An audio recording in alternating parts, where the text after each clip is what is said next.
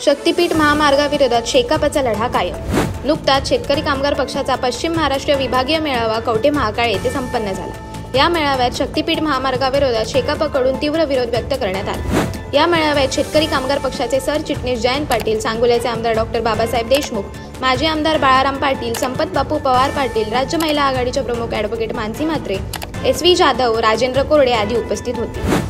शेतकरी कामगार पक्षाच्या वतीने राज्यभर विभागावर मेळावे घेण्यात येत आहेत। पहिला पश्चिम महाराष्ट्र विभागीय मेळावा कवठे महाकाळ येथे घेण्यात आला। राज्यभरात शेतकरी कामगार पक्ष येणाऱ्या निवडणुका ताकदीने लढणार आहे। शेतकरी कामगार पक्ष हा एक विचार असून निष्ठावंत कार्यकर्त्यांनी पिढ्यानपिढ्या जपला आहे, त्यामुळे हा विचार कधीच संपणार नाही। शेतकरी कष्टकरी कामगारांना न्याय मिळवून देण्यासाठी शक्तीपीठ महामार्गाविरोधात शेकापतर्फे लढा उभारणार आहोत, असे प्रतिपादन शेतकरी कामगार पक्षाचे सरचिटणीस जयंत पाटील यांनी केले। या मेळाव्यात सांगली, सातारा, सोलापूर, पुणे, कोल्हापूरच्या हजारो कार्यकर्त्यांनी सहभाग नोंदवला। सांगोल्याचे आमदार डॉ. बाबासाहेब देशमुख यांनी पश्चिम महाराष्ट्रात पक्ष मजबूत करण्यासाठी सज्ज व्हावं असे मेळाव्यात लोकांना सांगितले, तर डॉ. दिगंबर कांबळे यांनी गायरान रहिवासींचे अतिक्रमण कायम राहण्यासाठी, शेतीमालाला हमी भाव व इतर विषयांवर लढा मजबूत करण्याची गरज आहे, तसेच शक्तीपीठ मार्ग रद्द करण्यासाठी 2 वर्ष सुरू असलेल्या संघर्षाची माहिती दिली।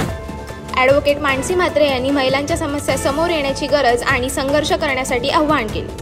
शक्तीपीठ महामार्ग हा सर्वसामान्य शेतकरी, कष्टकरी कामगारांना उद्ध्वस्त करणारा आहे आणि त्यामुळे शेकाप लढाईसाठी सज्ज आहे, असं जयंत पाटील यांनी ठामपणे सांगितले। अशाच अनेक घटना आणि बातम्या जाणून घेण्यासाठी सबस्क्राईब करा आमचे YouTube चॅनल KV न्यूज आणि इन्स्टा पेज कृषीवल न्यूजला फॉलो करा।